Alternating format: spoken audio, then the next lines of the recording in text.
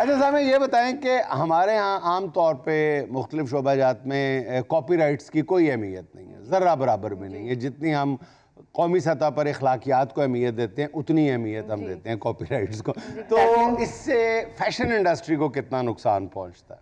बहुत नुकसान पहुंचता है, लेकिन उसको पहुंचते पहुंचते डिजाइन जितनी देर में कॉपी होता है वो बहुत टाइम लग जाता है। हमारी प्रोडक्शन हम अपनी प्रोडक्शन कर चुके होते हैं, हम बेच चुके होते हैं, फिर वो कॉपी होता है, हम बड़ा फास्ट चल रहे होते हैं और फिर आप कहते हैं कि तो कोई बात नहीं, कोई बात नहीं, तू मेरा डिजाइन चोरी किया है, अगली हरी तू बनाएगा ते फिर हम नहीं, अस्सी नहीं करांगे, हम बिल्कुल सपोर्ट नहीं करते इस चीज को। अच्छा। वैसे कितनी तकलीफ होती है अपना डिजाइन करता? खुशी भी होती है कि हमारा डिजाइन गया है और चोरी किया हुआ कोई कर रहा है, कोई बात, हमने तो बेच लिया है। अच्छा। नहीं, अगर बेचने से पहले फौरी तौर पे वो ऐसा नहीं होता। इस चीज के लिए हमारा ब्रांड बहुत स्ट्रिक्ट है। बड़े रूल्स हैं कि हमारा डिजाइन नहीं बाहर निकलता। अच्छा समय आजकल ब्रांड्स की कीमत देख के ये लगता है जैसे हम सूट नहीं प्लॉट खरीद रहे हैं, वो भी कॉर्नर वाला। एग्जैक्टली। अच्छा सच बताएं, ये जो कीमत होती है ब्रांड की होती है या अपना फैब्रिक की होती है? नहीं, कॉस्ट तो होती है, फैब्रिक भी, एम्ब्रॉयडरी भी, सब चीज़ों की कॉस्ट होती है आपकी, और बहुत सारी चीज़ों की कॉस्ट है। सिर्फ फैब्रिक और आप डिज़ाइनर को इतना पे कर रहे हो, आपकी ओवर कॉस्ट बहुत सारी चीज़ें होती हैं। ऐसा नहीं होता कि सिर्फ जो कॉस्ट है मतलब इतना एक्सपेंसिव सिर्फ लेकिन आपका। अगर वही ब्रांडेड जो सूट है अगर घर पे कोई बनाए सेम फैब्रिक लेके, सब कुछ वही हो, इसमें बहुत एफर्ट है। कितने परसेंट नीचे आ जाता है? कुछ परसेंट डिफरेंस हो सकता है, लेकिन देखें ना, अगर हम लोग चीज़ बना रहे हैं उसके में कितने पीसेस निकल रहे हैं। अगर आप बनाएंगे तो आप एक पीस निकालेंगे तो उसमें बल्कि आपको ज्यादा कॉस्ट भी जा सकती है। अच्छा, ऐसा भी हो सकता है। ठीक है, आप बल्क में बनाते हैं। हम बल्क में बना रहे हैं। एग्जैक्टली। आप अपने बच्चे और शौहर के खुद कपड़े डिजाइन करते हैं? नहीं, मैं बाहर से ब्रांड से ही परचेज करती हूँ। क्यों? मैं खुद डिजाइनर हूँ। आपके डिजाइन करदा कपड़ों पे एतबार नहीं? नहीं, मैं वो डिजाइन करती नहीं हूँ कपड़े। तो खुद डिजाइन क्यों नहीं करती हैं? आपको तो घर में फ्री का पड़ेगा। घर वाले जो बेसिकली ना वो आपको बहुत इजी लेते हैं। उनको है कि ये तो डिजाइनर है, ये तो घर का बंदा है, बिल्कुल एग्जैक्टली, तो वो इतना पे नहीं करते। अच्छा। क्योंकि शौहर को पता होता है ना कि भाई कपड़ा मैंने ला के दिया, धागा मैंने ला के दिया, सलमा सितारा मैंने ला के दिया, मशीन मैंने ला के दी, ठीक है, और ये टोटल बना 350 रुपया, और मैं ऊपर से घर के काम भी करता हूँ, कपड़े भी धो देता हूँ, बर्तन भी धो देता हूँ, ये मेरा बना टोटल महीने का 55,000 रुपया। ये मुझसे सूट का मांग रही है 70,000 रुपया टोटल, किस बात का? अच्छा सामने सच बताएं कि 80,000 के सूट में ऐसा क्या होता है जो 8,000 के सूट में नहीं होता? आपको सिर्फ डिजाइनर की जो है ना प्राइस पे आपके क्वेश्चंस है। आप मुझसे कुछ और सवाल करें प्लीज, आप मुझसे बहुत ज्यादा प्राइस पे बात करें। मैं खुद डिजाइनर हूँ। मैं प्राइस से हट के ये बताएं कि ब्रांडेड जोड़े जो हैं वो इतने सस्ते क्यों होते हैं?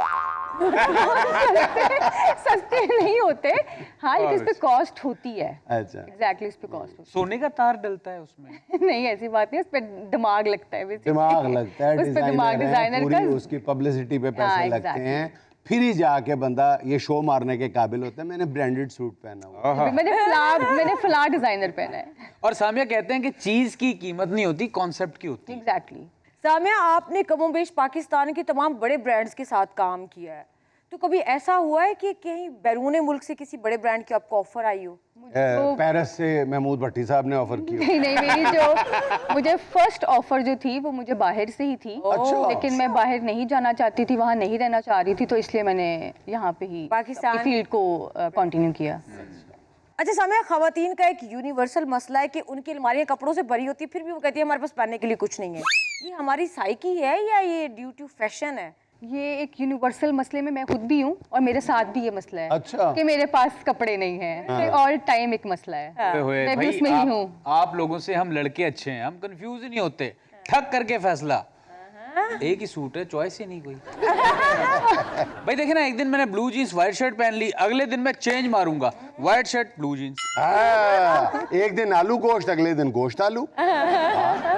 मैं सब आपसे एक सवाल करूंगा, खवातीन की अलमारी में कपड़ों की ज्यादा गुंजाइश होती है या फिर मर्द के दिल में खवातीन की? मुकाबला ही कोई नहीं। किसका? मर्दों के दिल का। यार ऐसे तो नहीं, कार्डियोलॉजिस्ट जितने भी हैं उनके बाद मर्दों की सिर्फ लाइनें होती हैं। कभी औरत खड़ी देखी है आपने कार्डियोलॉजिस्ट के बाहर? अच्छा सामने, ये जो 70 और 80 की दिहाई का फैशन था फर्शी शलवार, ये अभी बड़ा फिर मकबूल हो गया था। तो आपको नहीं लगता कि कोई पुराना जैसे चूड़ीदार पजामा या घाघरा चोली, कुछ ऐसा पुराना डिजाइन जिसको आप रीट्रेंड करें? बहुत सारे डिज़ाइन हैं जो रिक्रिएट होते रहते हैं, बहुत सारे डिज़ाइनर्स भी हैं जो इस चीज़ को दोबारा लेके आते हैं। फ्रॉक्स बहुत ज़्यादा भी, अनारकली फ्रॉक्स बहुत ज़्यादा इन हुए थे और हर ब्रांड ने, हर डिज़ाइनर ने बनाया, तो हाँ वो सब रिक्रिएट करते रहते हैं और जो बहुत अच्छा भी लगता है। हाँ, उस वक्त वही जोड़ा जो था वो 50 रुपए में बन जाता था, आज 55,000 में बनता है। ऐसे ही है। अच्छा, मैंने पूछा था कि कोई ऐसा फैशन जिसको आप रिट्रेंड करना चाहें। हाँ, बहुत सारे हैं जो हम लोग रिक्रिएट कर भी रहे हैं। अभी आगे जब नई कलेक्शंस आएंगी तो उसमें आप लोगों को नज़र भी आएंगे। चूड़ी पजामा बहुत ज़्यादा इन हो रहा है और फ्रॉक्स हमने दोबारा रिक्रिएट किए हैं डिफरेंट पैनल्स में। बेसिकली जिस तरह पहले हो गए हैं उसको थोड़ा हमने रिक्रिएट किया है, डिफरेंट किया है।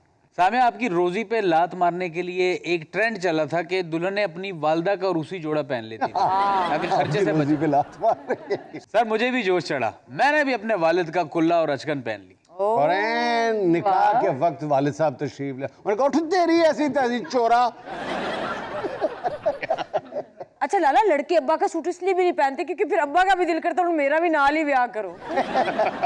लाले ने इसलिए अब्बा का सूट पहना होगा कि लोग तरस खा के आए, बेचारे के पास नए जोड़े के पैसे नहीं है, सलामियां ज्यादा देंगे। लेकिन सर मेरे साथ ट्रेजेडी हो गई थी। मैं अपनी शादी में पूरे वक्त यहाँ पे कंधे पे हाथ रख के बैठा रहा। लोगों ने पूछा यार यहाँ क्या हुआ है, मैंने कहा यार वो अब्बा जी की शादी पे यहाँ कोरमा गिर गया था।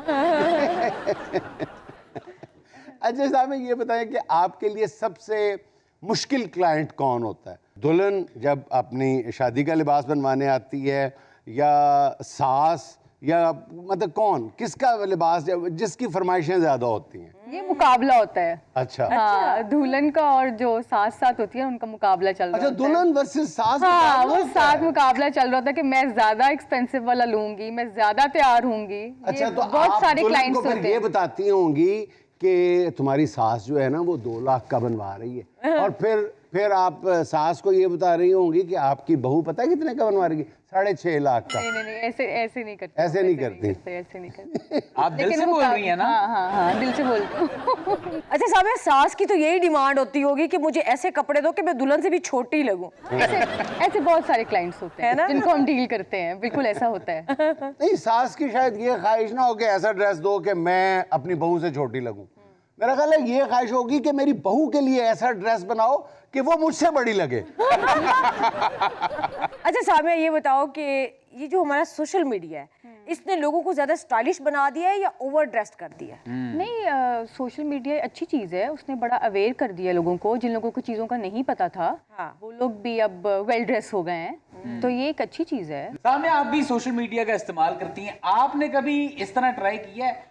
सो beautiful, so elegant, just looking like a wow. नहीं, मैंने बिल्कुल भी ऐसे कभी नहीं किया। नहीं, बल्कि एक मोटी खातून आई थी तो सामिया ने जोड़ा पहनाने के बाद उसको कहा था जस्ट लुकिंग लाइक ए काऊ। अच्छा, आप मुझसे सोशल मीडिया का जो क्वेश्चन करी थी उसमें मैं आपसे ये भी ऐड ऑन करना चाहती हूँ कि अपनी चीज़ों को, या जो आप अपनी जो भी चीज़ें आपका जिस भी चीज़ के लिए आप इन्फ्लुएंसर बने हुए हो, जो भी चीज़ आप प्रमोट करो, आपको अपने जो गारमेंट्स हैं उनको दोबारा रिपीट करना चाहिए, उनको आपको बार बार पहनना चाहिए। उनको रिक्रिएट कर लो, उनकी स्टाइलिंग चेंज कर लो, लेकिन आप उनको रिक्रिएट करो, नहीं, उनको दोबारा पहनो। मेरी भी यही आदत है सामिया कि मैं एक दफा जो ड्रेस पहन लूं मैं दोबारा नहीं पहनता। ये 6 महीने उतारता ही नहीं है। पर पहनने लायक ही नहीं रहता। अच्छा सामिया, फैशन की दुनिया में आपका इतना मुस्तनिद नाम है, आप मुझे ये बताओ कि ऐसा कौन सा फैशन है जिसका ट्रेंड खत्म ही नहीं हो रहा, आप चाहती हैं कि अभी खत्म हो जाए लेकिन जान मगरों लत्थे। लंबी कमीजें जो है, आई एम फेड अप। मुझे है कि इसको चेंज कर देना चाहिए। लंबी कमीजें, छोटी लड़कियां भी लंबी कमीजें पैरों तक जा रही होती हैं और वो पहनी होती है तो वो बिल्कुल अच्छी नहीं लगती। तो मैं इसको बहुत शिद्दत से चेंज करना चाहती हूँ कि लंबी कमीजें जो है ना, बस ये तो अच्छी बात है सामिया, क्या कह रही हैं? मतलब लड़की चल अलग रही है, फैशन अलग हो गया, सफाई अलग हो रही है। नहीं, बहुत बुरा लगता है। अच्छा, ये देखिए कि सामिया साहिबा लंबी कमीजों के खिलाफ है और खुद इतनी लंबी कमीज पहनी हुई है। हाँ, तो फिर अब क्या करें ना, इस ट्रेंड को ही तो इसमें चेंज करना चाह रही हूँ कि मुझे उसको फॉलो करना पड़ता है क्योंकि वो ट्रेंड है। तो आप चाहती है कि अब जरा शॉर्ट अपनी हाइट के हिसाब से कपड़े पहनने चाहिए। सामने फिर इसको इस तरह करें, जहां तक ये झालर लगी है ना, इसको काट के इनको दे दें, इनकी भतीजी का सूट बन जाए। लाला मेरी भतीजी छड़ तेरियां 2 वेस्ट कोटा बन जानियां ने अन्ने कपड़े च। अच्छा जी, सुहाना का सवाल 4 ऑप्शंस के साथ एक आपने सिलेक्ट करनी है। सवाल ये है, एक डिजाइनर के लिए मुश्किल क्या होता है? नखरे वाली दुल्हन, कंफ्यूज क्लाइंट, बजट या दुल्हन की सास की हदायत? Confuse client. इसको कंफ्यूज करने में आपका भी बड़ा रोल होता है। हम इतने डिजाइन देते हैं ना, हम इतने डिजाइन दे देते हैं कि वो कंफ्यूज हो जाते हैं कि कौन सा पिक करें। ऑप्शन ही इतने दे हाँ, देते इतने ऑप्शन दे देते हैं।